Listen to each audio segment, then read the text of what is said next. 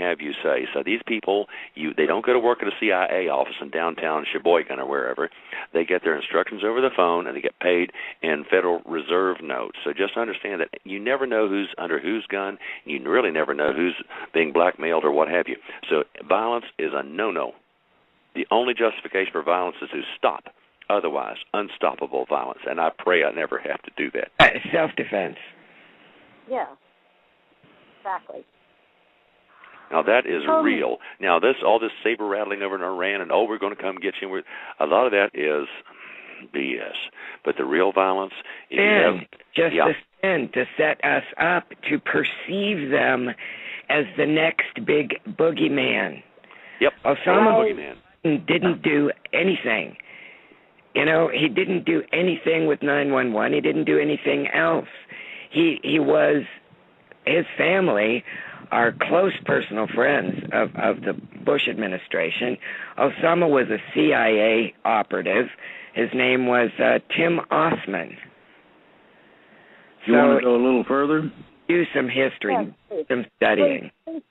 Please, Drake, go ahead. Please, Drake. Okay. The reason I say the Middle East is bogus is because I know a man that's worked there 30 years, and he still has a load of contacts, meaning that he can get on the telephone and talk to them, those kind of contacts. He can get information indirectly if necessary or however. The interesting thing about this is that this man works at a place called Veterans Today. It's a Veterans Today network. The abbreviation is VT. I recommend that people go to that website and look up the Iran problem, I believe is the name of the article. It will give you a synopsis of the fact that each and every one of the players has been paid by the cabal to do what they're doing.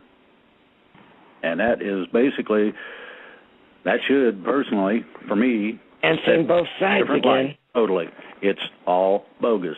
It's all scripted. They hand everybody their scripts and say, go for it, roll out the players, and your best indicator that BS is coming along is the mainstream media starts prepping you for, Osama bin Laden's going to get you.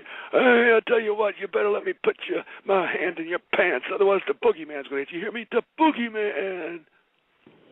Okay, they roll out the boogeyman on the mainstream media, and then they do the false flag, and then immediately they blame the boogeyman. Okay? That's Drake stealing you straight scoop. At any rate, there is proof to this. That's the other part of this. This is also one of the reasons that a lot of those people you heard about earlier in the show who are resigning their positions are resigning. It's not so much the financial pressure, but that their names are involved in this particular plot and plan. And those plans have been outed. They're trying to get out with their lives. Yes, CEOs don't just up and quit. No. They will over that. They will over that for the simple fact that the other people involved will take them out. Yep. And kill them and their family. They're not going to walk away from that kind of paycheck for nothing. Exactly. Right. But when they're more afraid of Bubba than they are, or we the people, I'm really worried about Bubba, the guy who's dangerous, but when they're more afraid of we the people than their paymasters, that's when we're going to see things change, and they're changing now because they're realizing their paymasters are going to be broke. That's what this is all about. So my suggestion is everybody get ready for about 2-3 months of interrupted supply, fun and games, stay home as much as possible unless you're allowed to work. Hopefully this won't be too nasty, but you don't know the level of chaos that's going to come when we go over the cliff. Now, especially in the cities. Well, the problem is not just going to be in cities, because the people in the cities that can get out are going to come where I'm at. Yep. Now, we're all hunters and armed, and we're very good shots, and I wouldn't do that. Now, the other part is this. Greece is key to the Eurozone at this point. Because of their reluctance, they've got until Wednesday or Thursday of this week before it is past the point of no return. At that point, then the euro starts going down. The European Union starts collapsing.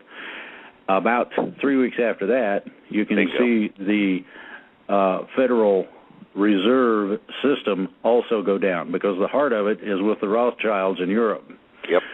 The Rockefellers run it here primarily, and yet without that support, they can't continue. And that means that they've got maybe 2-3 weeks. Now, one of the problems these people have got is that there's no place to run to. Yep. They've checked all over the planet, and they can't find a safe place. I'll back you up on that. So it's getting ready to hit the fan, everybody, and everybody does not realize. Now, this is the importance, because we've got such limited time of getting the word out to each and every last walking soul. It don't matter who it is or what it is. If it can read English, or you got to read it to them, that's fine. Don't matter. Get the word out that we are a free country. Now, get the word out by way of documentation. I saw some documents that shows that Obama wants a cut of a global world account, which is treasonous. Yeah, I saw that. Yeah, so it's coming out everywhere, and people need to seek it out and read it themselves. It does the damage. You have to know to look for it. The main thing we're telling you is if you look for it, you'll see it. But if you don't know to look for something, you'll never see it. But we're telling you what to look for. So anyway, the situation on the Middle East, if you wish to know the script in terms of it being realistic, go to Veterans Today website and search the archives. That story is in there. And it's very concisely done with references. This is not just an open opinion by somebody. So, and that's a big difference. That's like this documentation I've seen that apparently charges are supposedly President Obama with treason. So. And what we're doing is not treason if we question a corporation's activities. It's just that simple. Don't let them spook you. The real situation is this. If we do nothing, we're in trouble. If we do something, we can, well, put it this way, the collapse of this country is inevitable because yeah, but the main thing is what are we going to be left afterwards? That means local government, because government will break down to the neighborhood. You watch my back, I'll watch yours.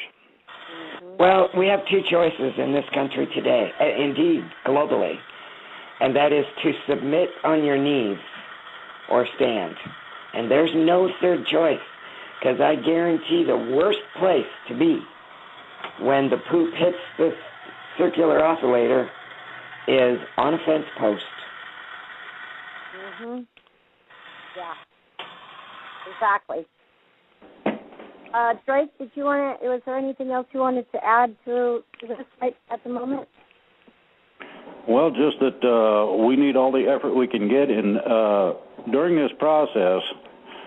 After the freedom is realized, there's going to be an extraordinary need for a lot of people that have constitutional and legal lawful knowledge to restructure what we got so that it doesn't happen again.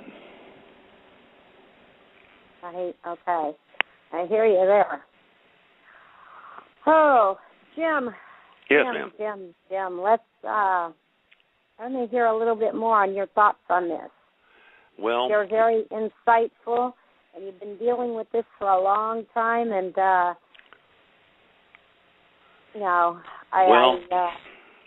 go ahead. Well, what it boils down to, real simple, when I learned about the Federal Reserve, my parents told me they didn't have a book on it, and when I learned about false flag operations in America, there were no books on it. They said, you will learn real history and you will learn real economics. And I did not want to learn real history and real economics. I was a teenager, okay?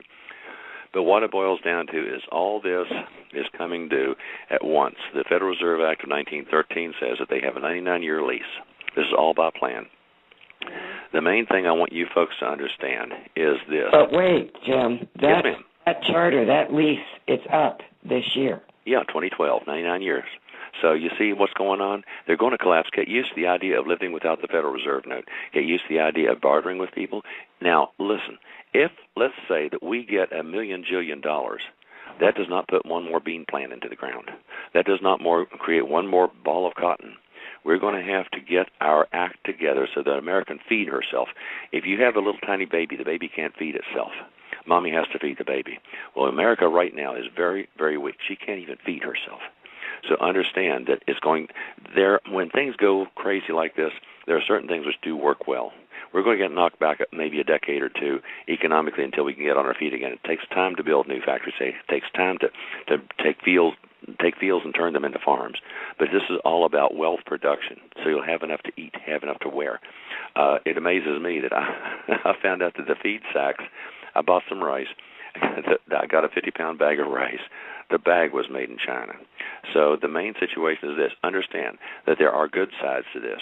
First of all, when everybody figures out the IRS is just a bunch of bogus BS, and believe me, if you work for the IRS and you don't know it's a private offshore corporation, you'll know it within a month or two because people are wise to this garbage. But the main thing is to understand that when you get the IRS off everybody's back, hey, the economy is going to go crazy. Talk to your local businesses. Say, what's one of your biggest expenses? It's the IRS. Well, if you just face them down one at a time, one agent at a time, one agency at a time, then it's a situation where that local employer can employ more people. They would love to have somebody, if they could afford them, to do this job or that job or the other. Learn to think about the creation of wealth. You create wealth when you take something of little or no value and increase its value as a result of human endeavor. You figure out what you can do to make life better for somebody, and they will pay you whatever you need to make life better for you. This will be the best of times and the worst of times. The most important thing is to do the next right thing.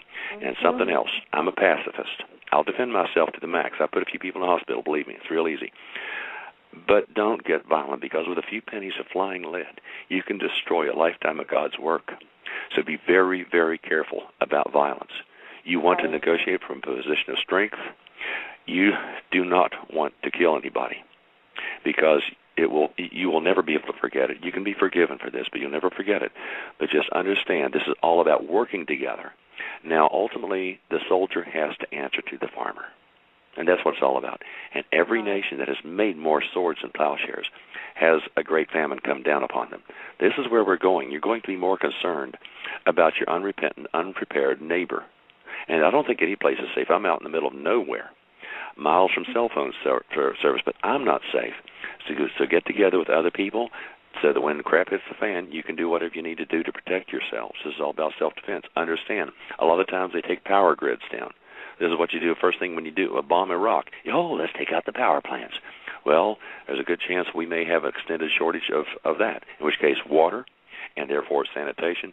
So just get ready for anything and hope and pray that we can back the cabal down. We can surround them and say, listen, your teeth are knocked out. Your military are not with you. Your police are learning fast. Hope that we can surround them and neutralize them like your body sends tissue around a cancer to surround them. And that way, hopefully, prayerfully, we will have a peaceful resolution rather than a bloody revolution. Now, I have more hope now than I've ever had. And I've been watching this unfold for 45 years. If you don't think I get a little bit freaked, it's because I've been watching it. It's just marching on and on. But we have a chance to have a decent life. Supposedly mainstream is already at it here. Somebody posted a link in the chat room that says News for U.S.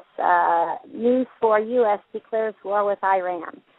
ABC Online is one, as I'm sitting here in Google, ABC Online has it posted. I guess Fox News has also posted this. I mean, guys, like Terry said, this is a false flag. I have a child that just returned from over in that area. It's nonsense. If you believe the mainstream, you got a problem. What I'm going to suggest to you very simply is this. You have to seek the truth. My parents told me when I was a kid, they said, you have to seek the truth because there are people who are well paid to line up to lie to you. So you're going to have to seek the truth. But my main message is just do the next right thing, whatever that is. Prepare to reinvent yourself. It's all about food, fuel, and fiber production in America so we can all live. Now, in these other countries which have gone down, as much as a quarter of the population, they either flee the country or they die due to starvation, exposure, violence. The main thing is if we learn to cooperate with our neighbors and our friends, make friends out of them. I've said this many times. If you and I were arguing about everything that came about If you were for it, I was against it, vice versa. If there was a spaceship from out Martians